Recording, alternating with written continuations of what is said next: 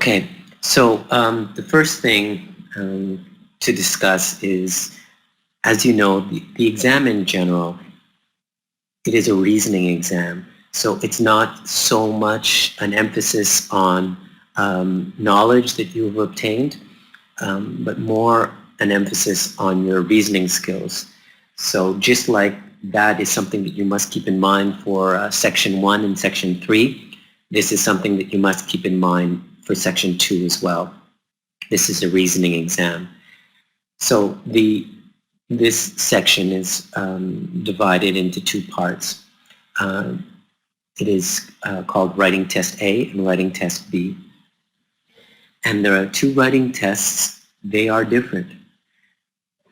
There are some students who will take the same approach to both writing tests, A and B. And, you know, some will be successful, some will not.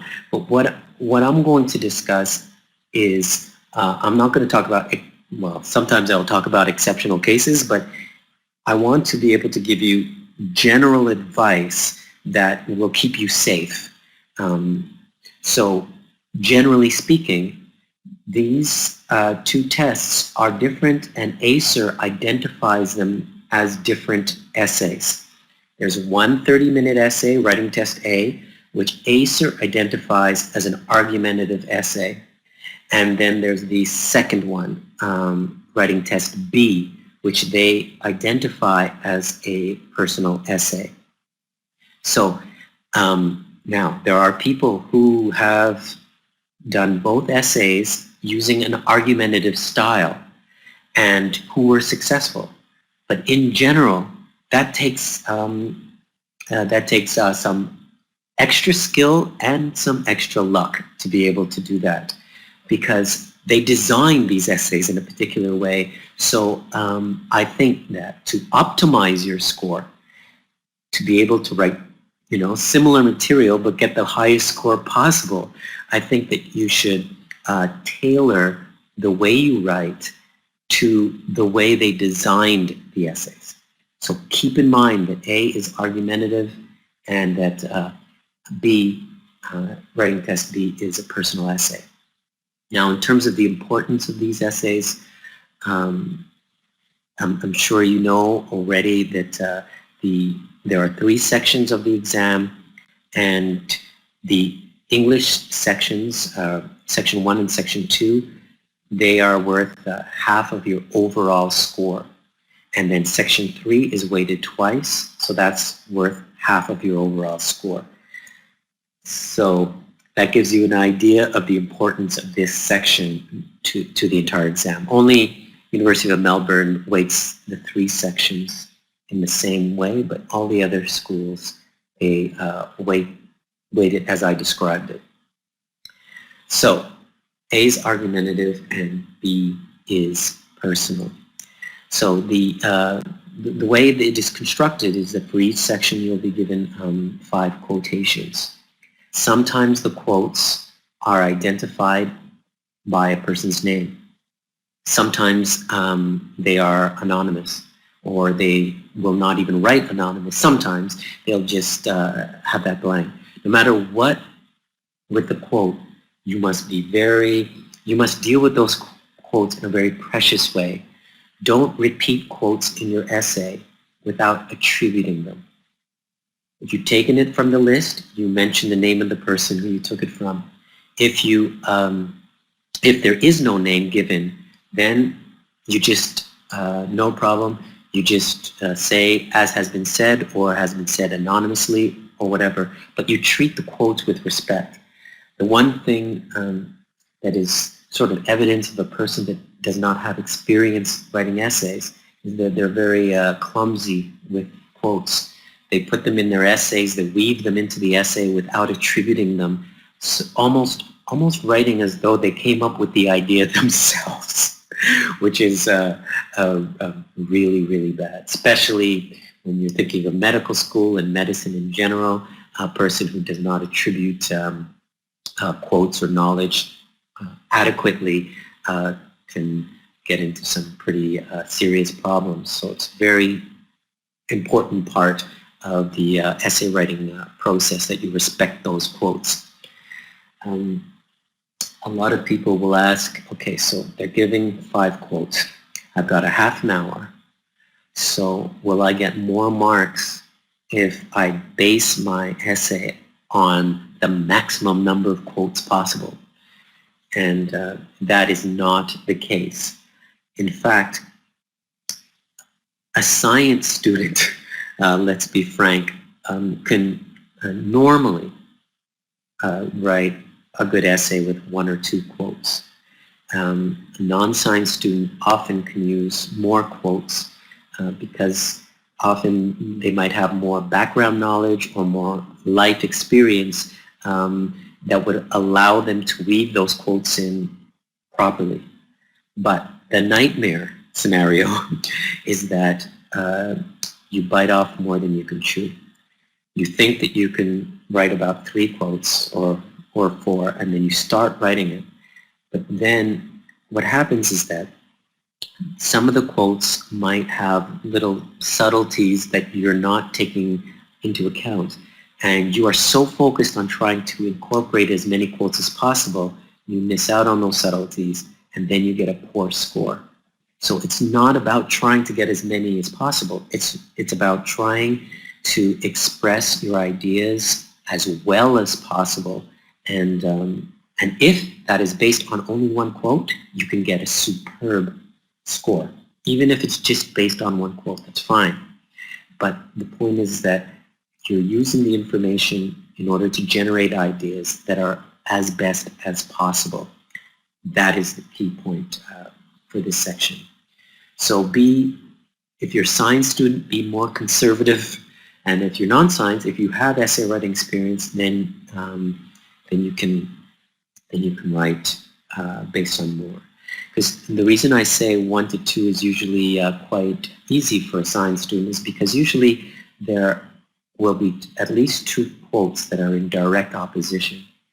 And if you have 2 quotes that are saying something against each other, well then perfect for an argumentative essay. There you have the one point of view and then you have the opposite point of view. And because you have those 2 quotes like that, then it's easy to weave them into an essay. But usually trying to go for a third usually complicates matters. So, and you do not want to complicate this section. So now, the first step, of course, in this 5-minute, 5-step plan that I just wrote here is to read the quotes. Of course, this seems self-evident, but you want to, first of all, you have reading time, which is great. In each section of the GAMSAT, you're given additional time just to read the section. You're not allowed to write during that period. So for section 1 and section 3, you're given 10 minutes reading time, where you can just read through the multiple choice sections. Section 2, you're given 5 minutes reading time, so that you can read all the quotes and look at them, and then you can let them simmer a little bit. So what ideas do they generate for you? And this is the central part of how you're going to get your scores. You're not going to lose a significant amount of your scores because of some English errors or some grammatical errors. Only if your grammar errors or English errors are so bad that it's difficult to read your essay, it's difficult to see what you're even trying to say. Under that situation, you're going to lose some marks. But besides that, really, your score is going to depend on how you can generate ideas. And so when you're reading those essays, you're reading those quotes, you're trying to let them settle in your mind to see if they some new idea or some I say new idea new idea related to that quote, which means really something that you've thought about in the last year or in the months or weeks leading to the exam because of what you read, because of what you watched, something that you thought about that now is triggered by one of the quotations. So this is what you're hoping for. And of course, I'm going to give you some things that you can do to help you with that that experience of generating ideas. What are the things that you can be doing in the months leading up to the exam to help you have as many ideas as possible and ready in your pocket in order to express on the exam. Of course, in your pocket, I mean that metaphorically. Do not bring ideas in your physical pocket to the exam. Okay, so you're going to read through the other thing when you're reading through these quotes. This is a very important, big mistake that some students make during the exam, is that they're reading the quotes and they're taking it as though the quotes are independent of each other. What I mean is that, you can always take something out of context, right? Well, in the directions that ACER provides for the exam, one of the lines they say basically is that we're going to provide you with a series of quotes about one theme. You must write about that theme. And you can refer to one of the quotes or whatever. So now, get this. This is a very key point, because some students might see a quote, it triggers an idea, and then they write about it, and then they end up with a poor score because they did not realize that that quote is related to an overall theme. So even if you don't want to write about the other 4 quotes, it's okay. But you must realize that all 5 quotes are related to one theme. So that if you choose the quote, that is what's going to guarantee that you are not going to take that quote out of context, is because you did read the other quotes and you did understand that this is all about one topic. So that is a very important part of the reading. So yes, you're just reading the words in order to see what generates an idea, but you're also keeping in mind that this is about one theme, and you don't want to make that mistake. Okay, so you have your 5 minutes reading time. You're letting these ideas simmer, and then you're given the opportunity to start the exam. They do not tell you what the theme is, but the theme will be self-evident. For example, you might get some quotes in the personal essay that have something to do with beauty. So you'll hear people talking about looks or appearance, or how they were, able to get a job, or it opens the doors for things, or the opposite, that appearance might stand in the way of getting ahead, or something like that. So they might use these different terms, and somehow you come to the conclusion that, okay, so this is all about appearance, all about looks or beauty or age. Age is something that's come up in the personal section, of course, and so these types of more personal themes will be self-evident. And for politics, which would be more the argumentative essay, the argumentative essay would cover themes like politics or culture, something that that you can write an objective essay about, giving both sides of the topic. And so they'll have these famous people give quotations, and then you will be able to have the sense, after reading even 2 of the quotes, you would have a sense of what the overall theme is, but they won't spell it out for you. So after you had your 5 minutes, now you are going to be able to pre-write your essay. So you definitely don't want to start writing your essay right after, even though you have the ideas in your mind. You cannot take the risk that you will start writing and then get caught in the middle of your essay and realize this is the wrong direction. I should have written something else. I should have gone somewhere else. You don't want to get stuck in that situation. To avoid that, you have to plan the essay. So you will have paper for it. You don't get scratch paper during the exam, but you will have space around the quotes and so on, where you can write, and before you can write your basic themes that you're going to use in the essay before you move on to writing the actual essay. So for your pre-writing, so you're actually going to be writing notes during the exam before you go write the real one. So I'm going to talk about how you organize these essays. So to organize the essay, the two essays will be organized differently, and the argumentative essay, I'm going to give you the classic way to organize an argumentative essay. So let me just write this.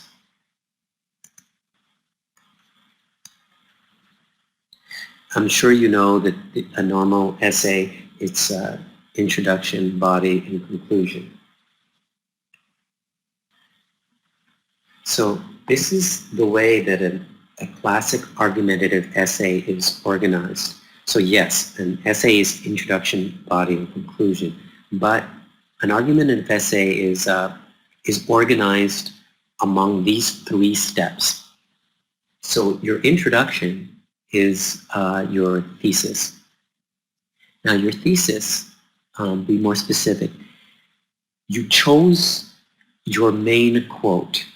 Okay, so even if you have 2 quotes or 3 that you're going to use, you have the main quote that you feel you have sufficient information or evidence to support it.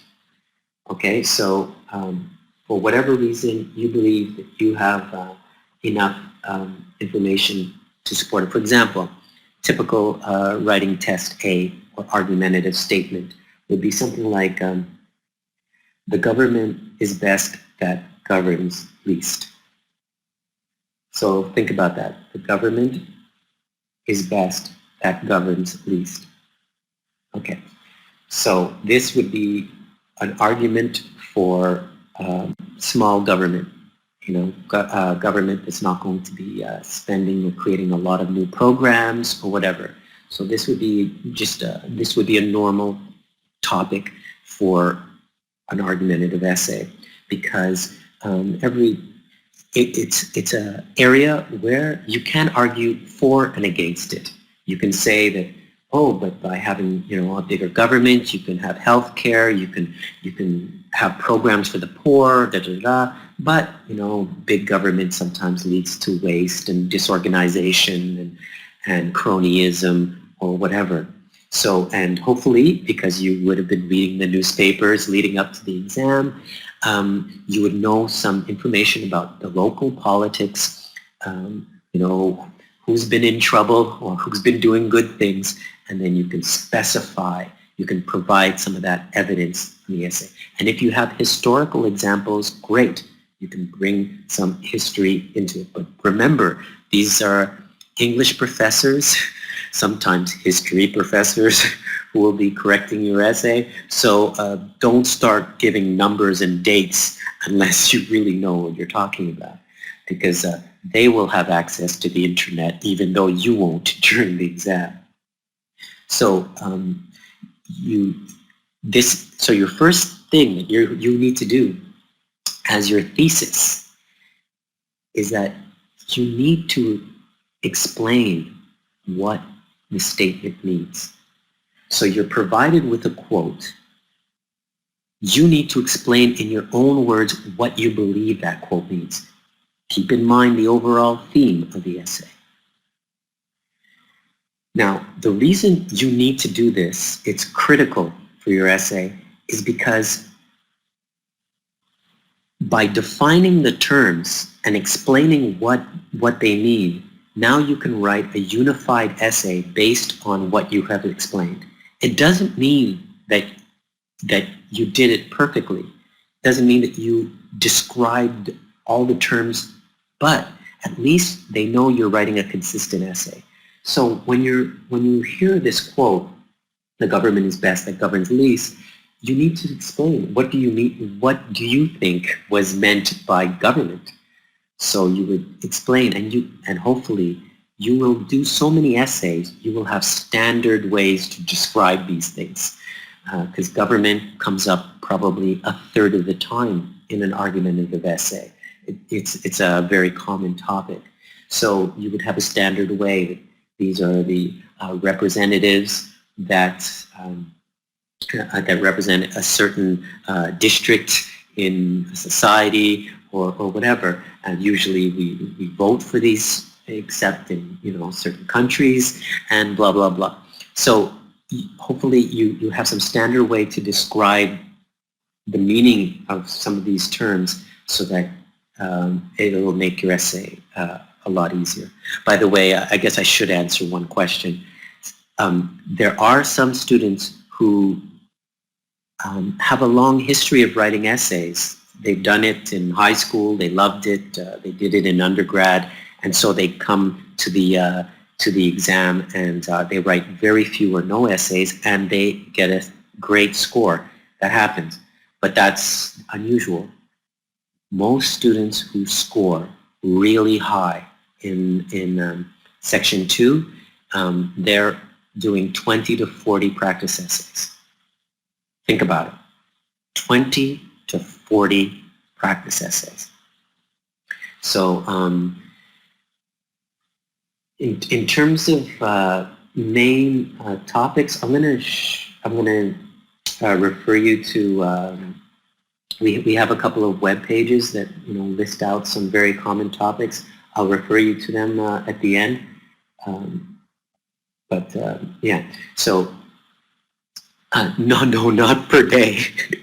Before the exam, 20 to 40 essays before the exam would be a great objective, and that means that you just take some quotes. You don't have to take 5 quotes. You don't have to do a practice GAMSAT just for that, but just to take a quote and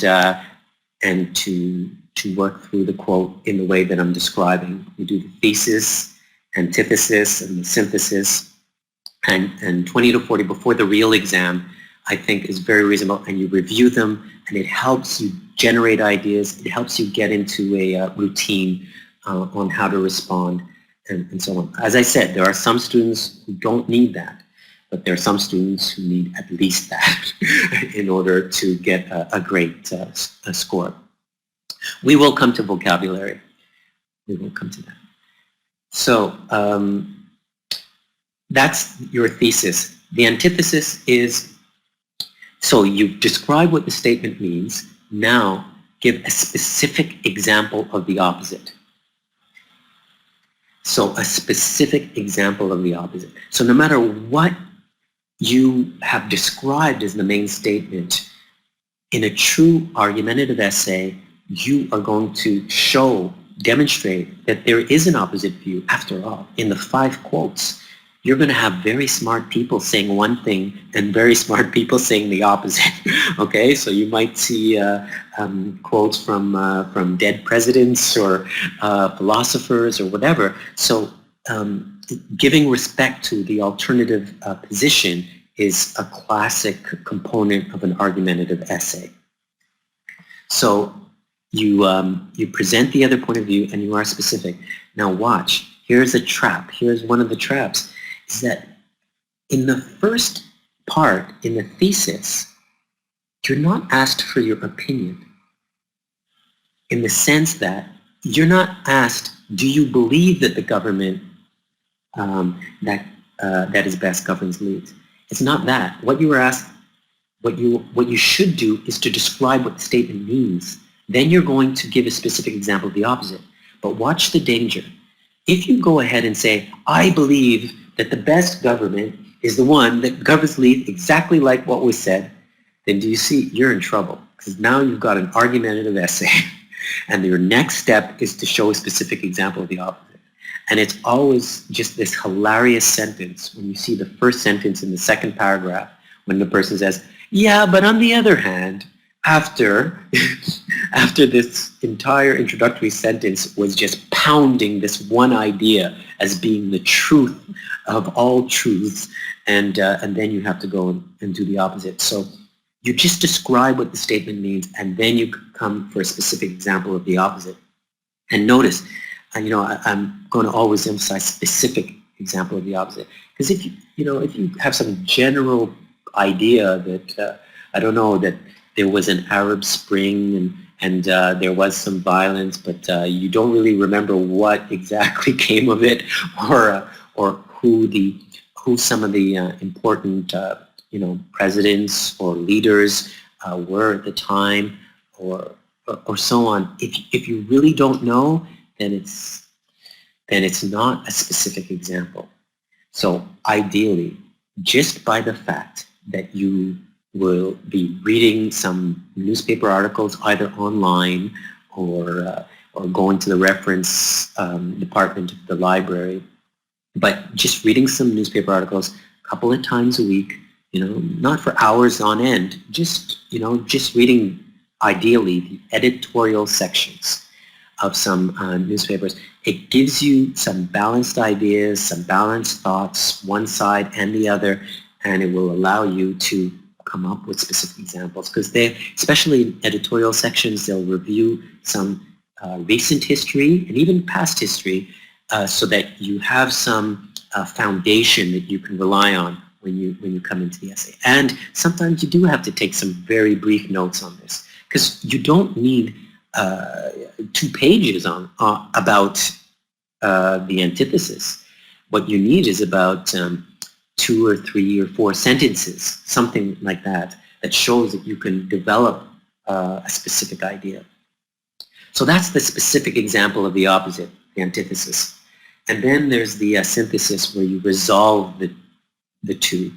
It doesn't mean that it doesn't mean that you're waffling. It doesn't mean you're sitting on the fence, but it does mean that you state what you think is the way that this issue is resolved. For example, you might say, for the government that is best that governs least, you would say that there is a balance between this, that the government does not do many things that the free markets can do on their own, as well as the free market.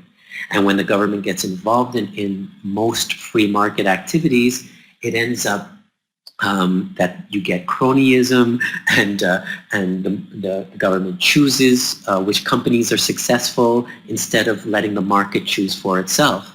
But when it comes to social services, if you want a fire to be taken care of in your apartment or house, I think you would rather have the government being involved rather than some company that wants to make a profit from doing so. And the same with police work, or an army, or other social services like healthcare.